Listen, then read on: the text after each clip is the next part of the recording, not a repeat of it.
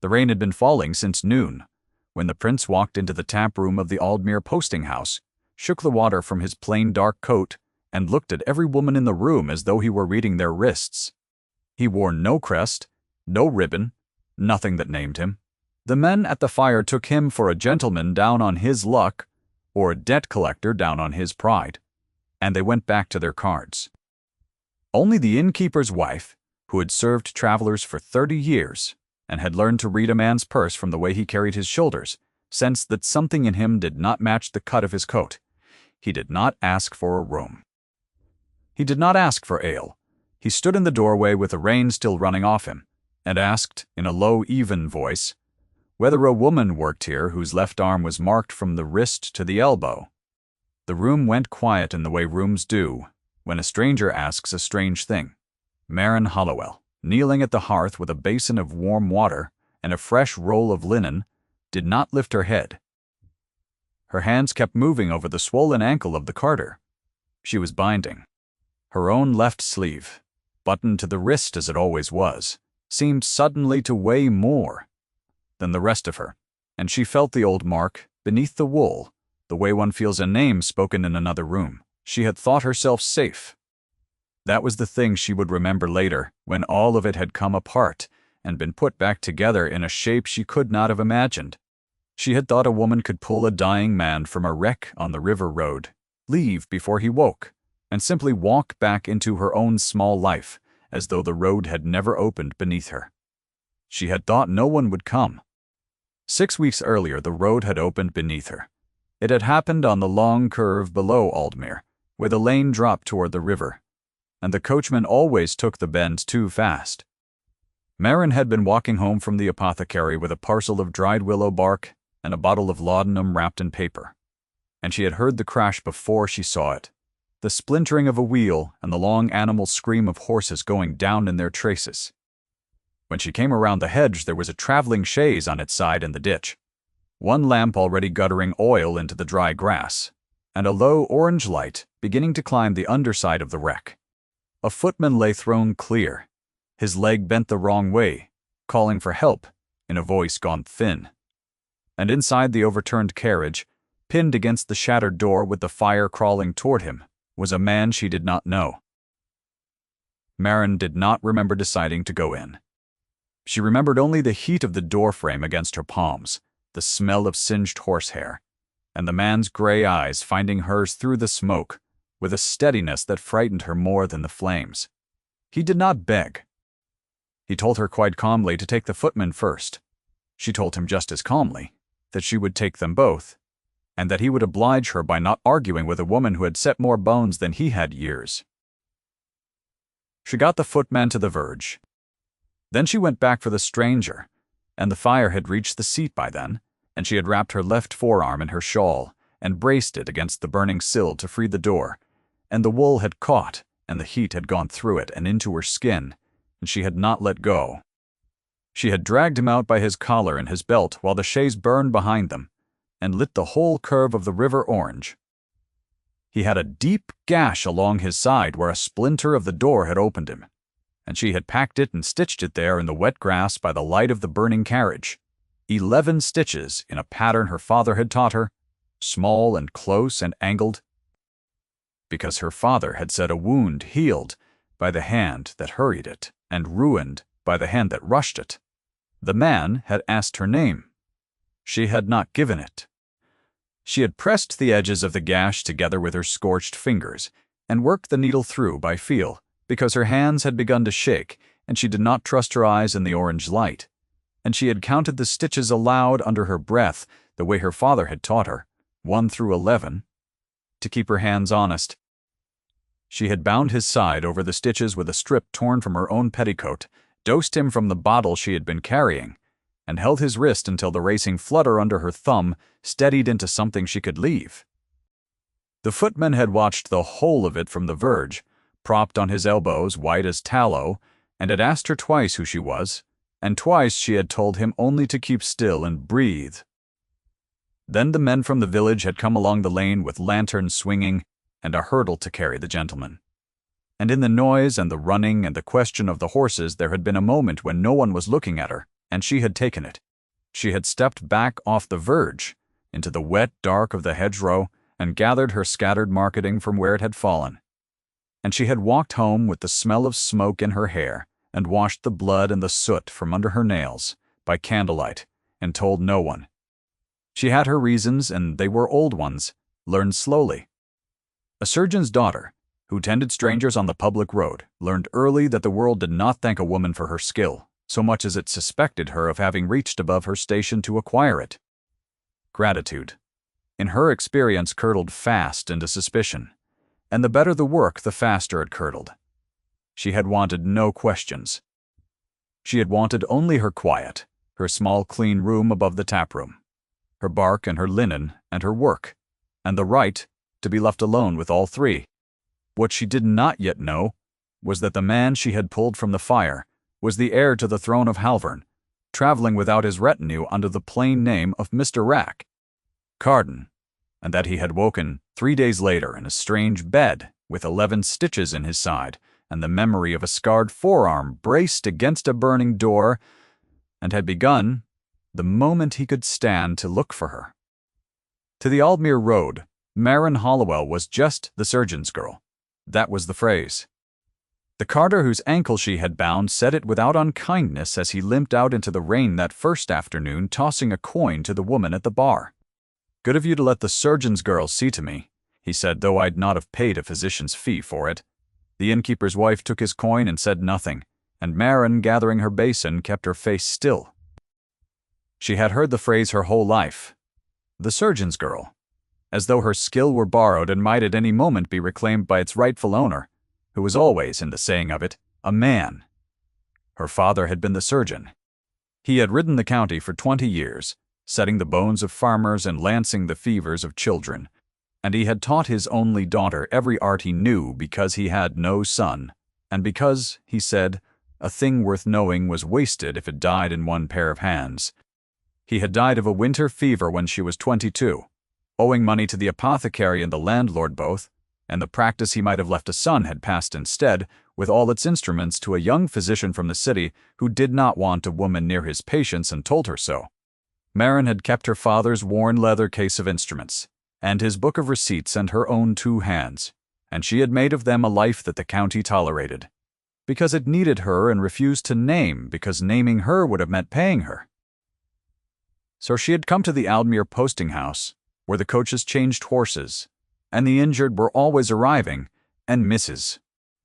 Aubin, the innkeeper's wife, had given her the small room above the tap-room in exchange for her tending whatever the road broke. It was not the life her father had wanted for her. It was honest, though, and it was hers. And on the good evenings, when the fire was banked, and the last coach had gone through, and she sat with a bowl of broth and her father's book open on her knee, she was something close to content. She did not let herself want more than that. Wanting more, she had learned, was the surest way to be reminded of one's station. The stranger in the plain dark coat did not go away. He took a room that first night. He gave the name Carden, and he paid for a week, though he carried no luggage but a single saddle-bag, and Mrs. Bryke. Aubin, who missed nothing, told Maren over the morning fire that the gentleman had asked her 3 questions about the women of the house, and had looked at her own weathered hands a moment too long before he saw they bore no mark. "He is looking for someone," Mrs. Aubin said, stirring the pot. "A woman he has wronged, I should think. Or one who has wronged him. Men do not search like that for any kindlier reason. Keep your sleeve down, girl, and your eyes on your work." Maren kept her sleeve down. She did not need the warning. She had kept her sleeve down for 6 weeks, over a burn that had healed into a long puckered seam from the base of her thumb to the inside of her elbow. An ugly thing, the skin gone tight and shining, that ached when the weather turned. She told herself the gentleman would tire of his search and ride on. Searchers always did. She was wrong about that, and she was wrong about him, and the day she began to understand how wrong was the day he found her in the stable yard, with her sleeve pushed up to the elbow, washing the mark in the cold rainwater of the trough, because it had been aching all morning and the cold eased it. He came around the corner of the stable looking for the stableman, and he stopped. She turned, and her arm was bare to the elbow in the gray light, the scar livid and unmistakable, and his gray eyes went to it and held, and she watched the whole story arrive in his face at once. He did not exclaim. He did not stride toward her. He stood very still, the way she remembered him being still in the wreck while the fire came on, and something moved across his features that she would not have called joy, because it was too quiet for that, and too much like grief. "It is you," he said. His voice was low and level. "I had begun to think I had dreamed you." Marin pulled her sleeve down. The cold water ran from her fingers.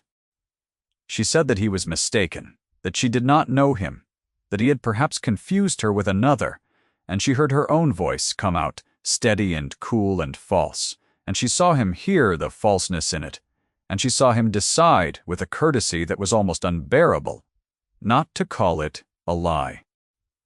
He inclined his head. "Forgive me," he said. "Pah." And he turned and walked back toward the inn and left her standing by the trough with her heart going hard against her ribs and the rain coming down between them. And she understood that he had let her keep her lie, not because he believed it, but because he would not force her hand. That, more than anything, was what undid her. Cruelty she could have armored against. She had no defense at all against a man who would lose the thing he had searched for, rather than seize it from a woman who did not wish to be seized. She should have left that night. She knew it even then. A wiser woman would have packed her father's instruments and walked out into the dark and found another road, another inn, another small, safe life. The footman, though, was still abed in the village with his badly set leg, and she had been going each day to change his dressings and work the joint so it would not knit crooked. And she would not leave him to a city physician who would charge his family a year's wages and lame him for life. So she stayed. She told herself it was for the footman. It was for the footman, and it was not only for the footman, and she knew the difference and did not look at it too closely. The gentleman did not approach her again for 3 days.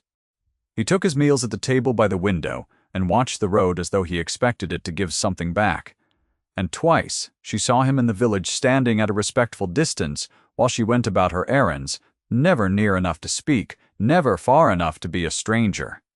On the 3rd day he was standing at the foot of the footman's bed when she arrived to change the dressing, and he stepped back without a word, to let her work, and he stood against the low, whitewashed wall with his arms folded, and watched her hands move over the splint and the swollen knee, with an attention so complete. Around it, she was aware of him the way one is aware of a fire in a cold room, at the edge of everything, warming the side of her that faced it. She did not look up. She measured the swelling against the day before and found it less, and she said so to the footman, and her voice came out steadier than she felt. When she had finished and washed her hands in the chipped basin, the gentleman spoke to the footman in a low voice asking after his comfort, and the footman tried to rise on his good elbow and could not, and in his eagerness called him by a name that was not Carden, a name that began with a sound Marin felt before she heard. And the gentleman put a hand flat on the man's shoulder and pressed him gently back against the bolster before the name was fully out of him. It was done so smoothly that a person not watching would have missed it. Marin, drying her hands on the rough cloth, was watching, and she pretended she had not heard the first syllable of it. And she gathered her case and bid the footman good evening, and went out into the yard, where she stood for a moment with her back against the cold stone and her heart going hard, and did not let herself finish the name. She heard it. She did not let herself finish it. The reckoning came on a market day when the village was full and the inn was loud, and a traveling carriage of a very different sort drew up in the yard lacquered black with a crest on the door that the stable boys gathered to stare at. And out of it stepped a woman, in gray silk, who looked at the mud of the yard, as though it had been put there to insult her.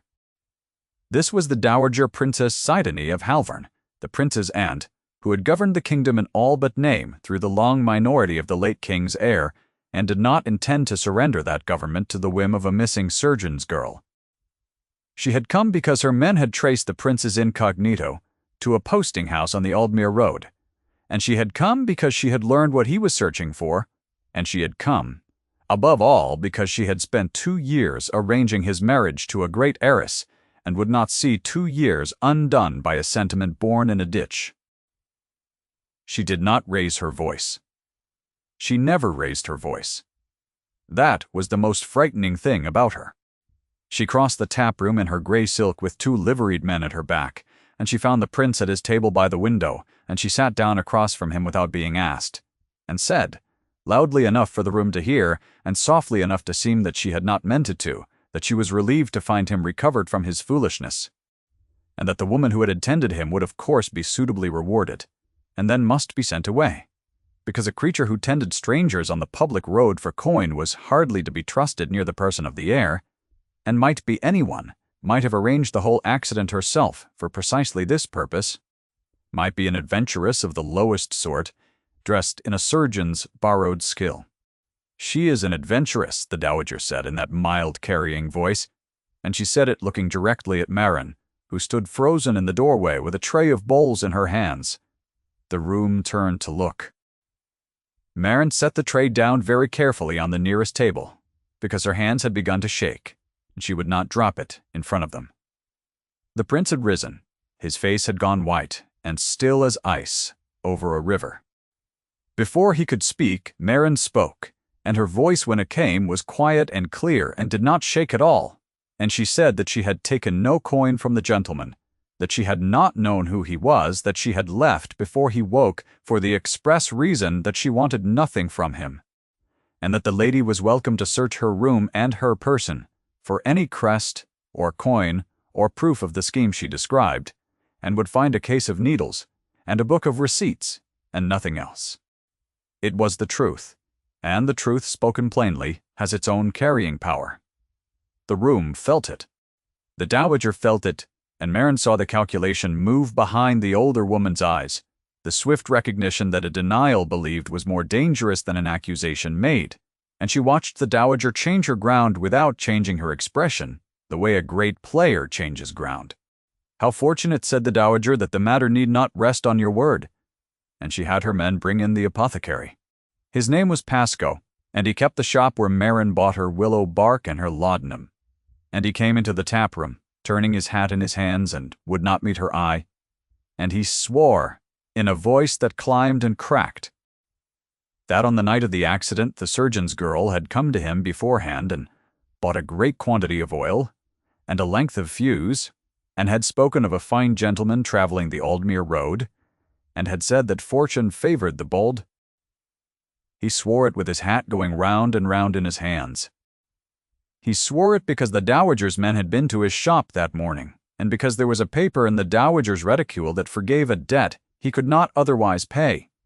And Marin understood all of this in the instant. He began to speak, and understood too that there was no answer she could make that would weigh against a sworn man, because the word of an apothecary, however purchased, would always outweigh the word of a woman who tended the road for her bread. The fire had not reached the lamp by accident. The dowager said softly, "It was set. This woman said it. And there is your witness. It was very neatly done." Marin had to grant her that even in the cold sweep of horror that went through her as she understood the shape of the trap. The dowager had not needed to prove that Marin was an adventuress. She had needed only to introduce the possibility, sworn to by a respectable man, so that ever afterward, whatever the prince chose, the choosing would be poisoned. He could not marry a woman half the kingdom believed had burned him into love. The dowager had not come to win an argument. She had come to make the argument unwinnable. It was the cruelest version of the old phrase she had ever heard, for it came not as a private slight, nor a public sneer, but as a sworn report from a man Marin had trusted, and had landed in a packed taproom on a market day where every soul present would carry the story down every road in the county by nightfall. You may believe the worst of a stranger on a single sworn word. You may also, if you are willing, hold a different possibility open until the truth has finished arriving. The prince held it open. He was the only one in that room who did. Marin did not defend herself further. She saw that defense was the trap, that the more she protested, the more she fit the shape the dowager had drawn for her, and so she did the only thing left to a person stripped of every other weapon. She picked up her tray, and she gathered the empty bowls, and she said in the silence that she had a dressing to change in the village, and a man who would lame himself if she did not, and that the lady might have her room and her needles and her name, but that the footman with the broken leg was hers to mend until he was mended, and that she would go and mend him now. And she walked out of the tap-room with her chin level and her tray in her hands and her ruined arm aching under her sleeve, through the gauntlet of staring faces, out into the rain. That was the dark of it. She walked the 2 miles to the village in the rain with her hood up and her father's words going round in her head, that a wound healed by the hand that hurried it and was ruined by the hand that rushed it, and she did not know, any more, whether he had meant the body or the heart. She found the footman feverish and fretful, the knees swollen tight against the splint, and she unwound the dressing by the light of a single tallow candle his landlady begrudged her. And she packed the joint with a poultice of bread and bruised comfrey, and worked the stiffness out of it with both thumbs, until he gasped, and gripped the bedrail and forgave her in the same breath, because he knew, as she knew, that a knee left to knit in peace would knit crooked and lame him for the rest of his days. She told him to drink the willow bark tea while it was hot. She told him the swelling would be down by morning. She did not tell him what had been said about her in the tap-room, and she saw, by the careful way he would not quite meet her eye, that someone already had, and that he did not believe a word of it, and that small mercy from a poor injured man undid her more than all the dowager's silk had done. She held herself together until she was past the last cottage and out on the open road in the dark. Then she wept the way she had not wept since her father died walking, with the rain to hide it, because there was no one left to hide it from and nowhere left to be seen. She had done a brave and decent thing on a dark road, and it had been turned by people whose whole lives had been spent learning to turn things into a crime against the very man she had saved. She thought she understood, then, the lesson the world had been trying all her life to teach her. A woman of her station did not get to be more than what they had decided she was. She had reached above herself by pulling a prince from a fire, and this slow, deliberate reaching down was the price the world always sent after. And it was patient, it never failed to come, and there was no door she could lock against it. She packed her father's instruments that night, the needles rolled in their oilcloth, the book of receipts laid on top. She meant to be gone by dawn. The prince, though, had not spent 6 weeks searching every tavern on the Aldmere road to lose her to a lie, and while Marin wept on the dark road home, he was doing the patient, unglamorous work that no one would witness, and that would decide everything. He had not believed the apothecary. He had no proof, but he had the memory of a woman who had spent her first breath in that fire ordering him to let her save his servant before herself. And he knew, the way one knows the weather, that such a woman did not set fires. He sent his own man, quietly. Not to the apothecary, but to the apothecary's ledger, and to the cooper who would have sold the oil, and the rope maker who would have sold the fuse, and to the village boys who had carried the lanterns that night. And he went himself to the footman. The footman could not walk, but the footman could remember. And the footman remembered that Marin had come around the hedge, with a parcel of willow bark and a paper-wrapped bottle, that she had been walking home from somewhere, with her marketing in her arms, that there had been no oil and no rope and no calculation in her. Only a frightened, brave creature who had run toward a fire when every sensible soul would have run from it, and had said, "Take the footman first.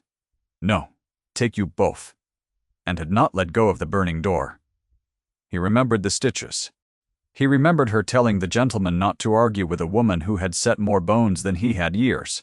A person inventing a scheme does not waste her wit on jokes in a ditch. The footman remembered all of it, and he was willing to swear it, and a footman in the prince's own service injured in the same accident was not a witness the dowager could buy or break. Then there was the matter of the stitches themselves. The prince still carried them, healed now into a clean seam along his side. 11 of them, small and close and angled in a pattern no city physician used, the pattern Marin's father had taught her, and that Marin had used that night by the light of the burning carriage. The prince's own physician, examining the old wound, had remarked on the unusual hand that closed it, the particular slanted stitch, the work of someone trained in an older country method, careful past the point of haste. It was not a thing one could fake after the fact. It was not a thing an adventuress would think to leave. It was simply the truth, sewn into his skin, in a hand that matched the hand in the surgeon's book of receipts that lay in the worn leather case Marin had packed to flee with. He gathered all of it in a single day and a night, quietly, while the county slept, and the dowager wrote her letters, and Marin wept on the road. And in the morning, when Marin came down with her packed case to settle her account with Mrs. Mest, Aubin and Go, the dowager was already in the tap-room, and the heiress had arrived. Lady Coralie Fenn was everything Marin was not, and she knew it. And she had been raised from the cradle to be exactly this, in exactly this room, at exactly this moment. She was beautiful in the way that money makes a woman beautiful, polished and certain, her hair dressed by a maid who did nothing else, her traveling gown the color of a dove's breast. She had been told her whole life that she was the correct choice, and she believed it, not from cruelty, but from the simple accumulated weight of never once having been told otherwise. She came into the tap-room on the dowager's signal, and she looked at Marin, at the plain wool and the buttoned sleeve and the case of worn instruments, with a flicker of something that was not quite triumph, and not quite pity, but a kind of bewilderment that such a person should be a rival at all. The prince came down last. He came down dressed plainly, still as Mr. Carden, but he came down with 3 people behind him, and the room understood before a word was spoken that the ground had shifted in the night. There was his own physician, with a leather folder. There was a village boy with mud still on his boots who had carried a lantern. And there was the footman, carried in on a chair by 2 grooms, his splinted legs straight out before him, pale but upright, and looking only at Marin, with an expression of such plain gratitude that the room quieted to see it. The dowager rose. She began to speak, in her mild, carrying voice, of the adventuress and the apothecary and the oil, and the prince let her finish, because he had learned from the woman he loved that the trap is in the interruption and the strength is in the silence. He let her finish every word. And then he asked courteously whether his aunt would permit the apothecary to repeat his account in the presence of the men who would have sold the oil and the fuse, none of whom, it transpired, had sold any such thing to anyone, their ledgers being open on the table for any who wished to read them. He asked whether his aunt knew that the apothecary's own ledger showed a debt forgiven that very week by a hand, not the apothecary's. He asked the footman simply what he had seen on the road. And the footman told it, all of it, the marketing in her arms and the paper wrap bottle. And take the footman first and the joke about the bones and the burning door she would not let go. The apothecary Pascoe broke before the footman had finished. He was not a hard man, only a frightened and indebted one, and the sight of the man he had lied about being carried in on a chair was more than his conscience could carry. He set down the dowager's forgiven debt on the table with a shaking hand, and he said to the floor that he had sworn falsely that the lady's men had come to his shop, that there had been no oil and no scheme, that the surgeon's girl had only ever bought willow bark and laudanum from him, and paid for it honestly these 4 years. And then he wept, an old man weeping into his hat, and Marin, who had every reason to hate him, felt only a tired pity, because she knew exactly how heavy a debt could sit on a man, and how cheaply the powerful could buy the desperate, and how little choice a frightened poor man truly had. The dowager did not weep. The dowager did the calculation one last time, swiftly, and saw that the ground was gone from under her, and chose with the discipline of a lifetime not to fall through it loudly. She gathered her skirts. She said, in a voice from which the carrying mildness had drained, leaving only something brittle, that she had acted as she believed the kingdom required, and that if she had been deceived in the apothecary then, she had been deceived as the rest of them had. It was not an apology. It was a door held open for her own retreat, and the prince, who had no wish to destroy his father's sister, let her walk through it. He inclined his head to her exactly as he had once inclined it to Marin by the trough, the courtesy of a man who will not seize what he can simply allow. Then he crossed the room. The whole tap-room watched him cross it. The dove-gray heiress and the weeping apothecary, and the footman in his chair and Mrs. Oban in her apron, and the stable boys at the door, all of them watching the gentleman in the plain dark coat cross the worn floorboards to where Marin stood with her packed leather case in her hand, ready to walk out of the story she had never asked to enter. He stopped before her. He did not take her hand. He looked at her the way he had looked at her in the burning carriage, steadily, without fear, and he said her name. Marin. He had searched every tavern on the road for her, and had never once had her name to call. And now he said it as though it were the only word he had been saving. And she felt it go through her like cold water through a burn, the ease and the ache of it together. He turned then, not away from her, but to face the room, and he spoke so that every soul present would hear it and carry it down every road in the county. And what he said was 12 words, no more, plain and irrevocable, and spoken in the same room where the lie had been sworn. This woman saved my life. I mean to spend it beside her. The room did not cheer. It was not that kind of room, and he had not asked for that kind of moment. It simply held its breath, the way a room holds its breath when something true has been said in a place that had grown used to lies. Lady Corley, who had been raised to be chosen and had never once been refused, went still. And then, to her own credit, and to the surprise of everyone including herself, inclined her head. The recognition arriving in her all at once that she had been a piece in a game and not a bride in a courtship, and that the man before her had never been hers to lose. She was not humbled cruelly. She was simply, gently set down in the truth, and she had the grace, raised though she had been to expect otherwise, to stand in it. Marin did not answer him in front of the room. She had her dignity, and he had his. And the answer to a thing said in public belonged in private. She set down her case of needles. That was her answer, and he read it. And the corner of his mouth moved in something that was very nearly, for the first time since she had known him, amusement, the rare and significant amusement of a grave man who has been surprised by joy. What he had not told the room, and what she made him tell her later in the quiet, was the rest of it.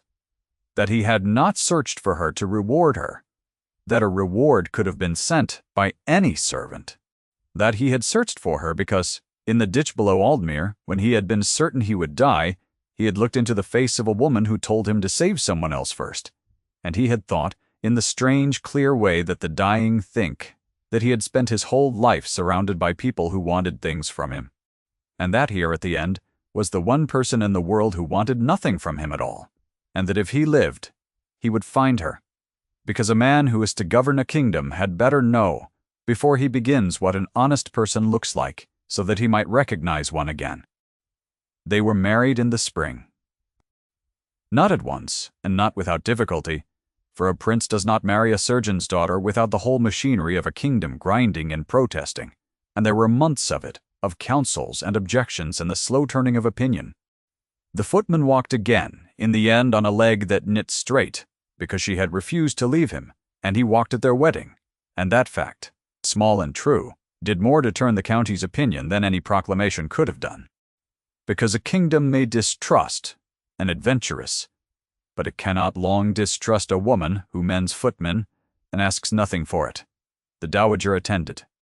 She had been corrected, not destroyed, and correction, in a proud person, does its slow work in private, and by the spring she had come far enough to stand in the chapel, stiff in her gray silk, and watch her nephew marry the woman she had tried to burn out of his life, and to acknowledge, with a single inclination of her head, that cost her more than anyone would ever know, that she had been wrong about what the kingdom required. Marin kept her father's case of needles. She kept the book of receipts. She did not stop mending people, though now she did it from a great house, with a still room full of light and a cabinet of instruments her father could only have dreamed of, and the county learned to send for the surgeon's girl who had become something the county had no word for, and to be glad of her, and to forget, slowly, that it had ever doubted her.